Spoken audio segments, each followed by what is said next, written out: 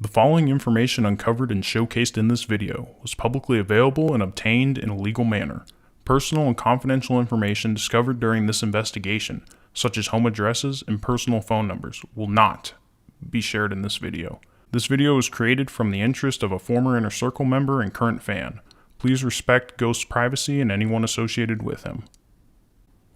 GhostPolitics, Ghostler, Thomas Albin, or just simply the man they call Ghost. For over a decade, this man has been exposing the truth about the corrupt so-called Democratic Party, showcasing the wonders of capitalism, and simultaneously being the biggest Hambone milky licker this side of the Mississippi. But one mystery has captivated his audience since the beginning. Who is Ghost? Is he real? Is he just an internet personality? Is he truly a capitalist? So too has this question baffled me from time to time. And with the recent Ghost Show donation, the search to find out who Ghost really was began. Okay, let's do this fucking shit.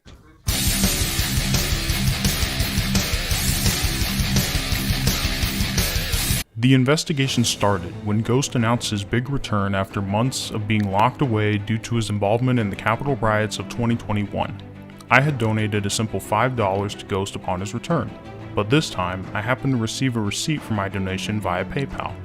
Upon closer inspection, I realized that the receipt gave his official merchant name and business email address. Ghost had mentioned in the past that his company was named Antiques in Wonderland. However, when any Google searches were conducted for such a business in the San Antonio area, no businesses would appear. This time, however, was different, for I noticed one key word that had been left out of the name that would help further my investigation greatly. That word being company. You see, although Ghost calls his company Antiques in Wonderland, that is not the company's official name. The official registered name for Ghost's company in the state of Texas is Antiques in Wonderland Company. With this newfound knowledge, my search efforts were greatly enhanced and came back with much more lucrative results.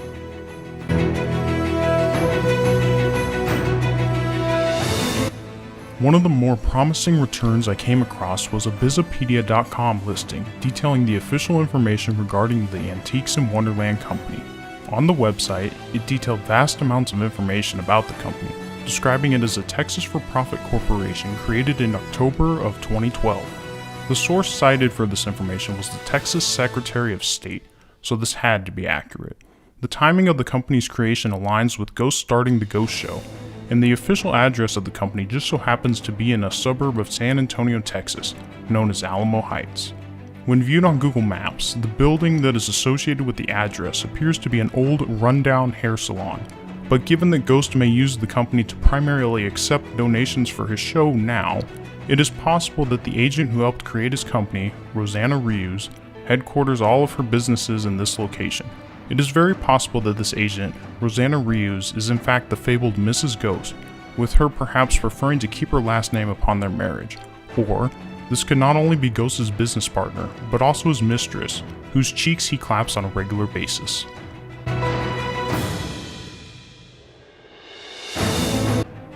While reviewing the information on Antiques in Wonderland, I came across a section of the website listing entitled Company Contacts. Under this section were only two names. The first was the aforementioned agent and possible mistress of Ghost, Rosanna Rios, this time being named as the company's chief financial officer in addition to her other titles. The other was the only man listed as a part of the company.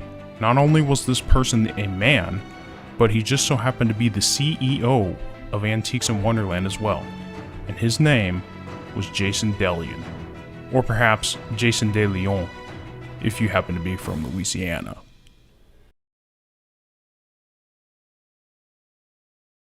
Now that we had discovered Ghost's real name, it was time to pinpoint exactly which Jason DeLeon was the man they call Ghost.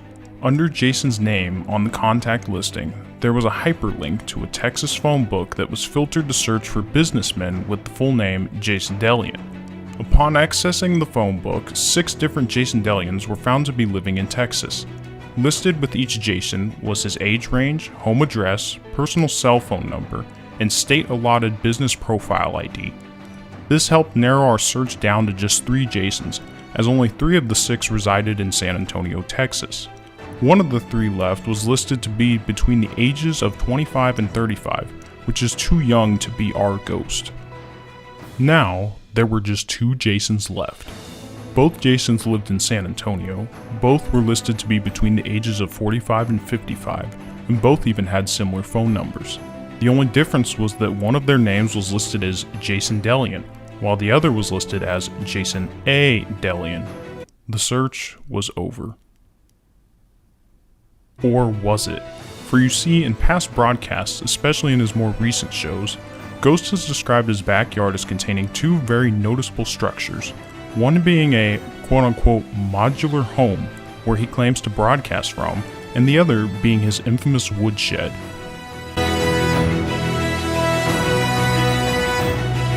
With the home address available in the phone book, it was time to take to Google Maps to see what each house looked like. The house of the man known simply as Jason Delian was not actually a house at all, but rather an apartment with no backyards in sight. That left just one man left, Jason A. Delian. Upon viewing Jason A. Delian's house on Google Maps, it was of a much nicer quality. However, it was painted in a very feminine teal color, which goes against Ghost's very masculine personality. Was it perhaps Mrs. Ghost's decision? Was Ghost secretly a French baguette?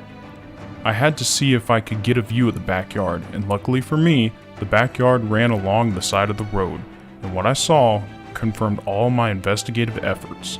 In the backyard were 2 distinct structures, one being a small, modular guest home style building, and the other being a shed, very much capable of storing wood. It was also fitting that the pathways to the buildings were paved and flat, perfect for wheelchair accessibility needs. The decades-long mystery had finally been solved.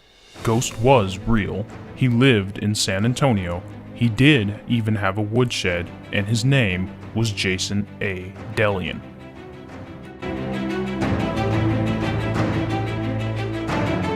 Alas, that is where the investigation must end, for I could not manage to obtain a photo of Jason. Although my efforts to obtain a photo of Jason were in vain, I was able to find more supporting evidence that Ghost, also known as Jason, did live in this feminine-looking house. Within less than a 10-minute drive from his house, in almost any direction were several bars, cocktail lounges, and even hookah bars. Some notable names I came across during my research were the, quote, I Don't Know Yet Cocktail Lounge, the Lions Sports Bar, the Seven Sky Bar and Hookah Lounge, the Who's Who Cocktail Lounge, the Dragon's Sports Bar, and of course, his local Peter Piper Pizza. Needless to say, this seems like the perfect place for Jason to call home. Thank you very much for watching, and long live the capitalist army. And now, our national anthem, sung by the Ghost Soviet Veterans Corps of the former Soviet Union.